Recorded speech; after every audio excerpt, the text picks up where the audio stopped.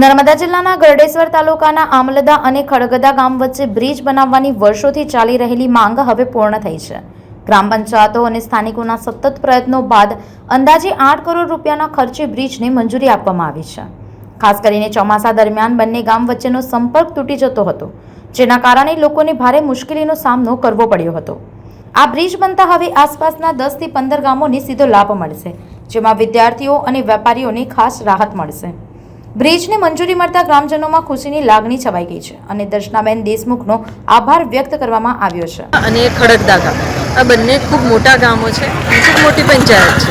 આ બંને ગામને જોડતો એક બ્રિજની માંગ વર્ષોથી હતી.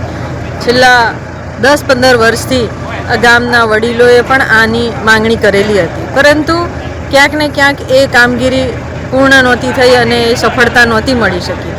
છેલ્લા 3 વર્ષથી આ ગામના વડીલ ઈશ્વરભાઈ તડવીજી કે જેઓ આ ગામના આ પ્રશ્નને લઈને સતત સંપર્કમાં રહેતા અને આ ગામનો 2 ગામને જોડતો બ્રિજ બની જાય, કારણ કે ખૂબ મોટી નદી છે અને એ નદીમાં વરસાદી સિઝનમાં જ્યારે પાણી આવે ત્યારે 2 ગામ વચ્ચેનો સંપર્ક પણ ઓછો થઈ જતો.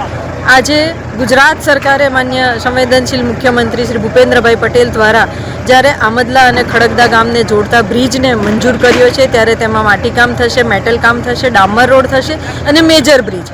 આમ સંવાદદાતા સાથે અભિપ્રાય ન્યૂઝ, વડોદરા. આવા જ વધુ સમાચારો જોવા માટે સબસ્ક્રાઇબ કરો અમારી YouTube ચેનલને અને જોડાયેલા રહો Facebook, Instagram અને Twitter પર.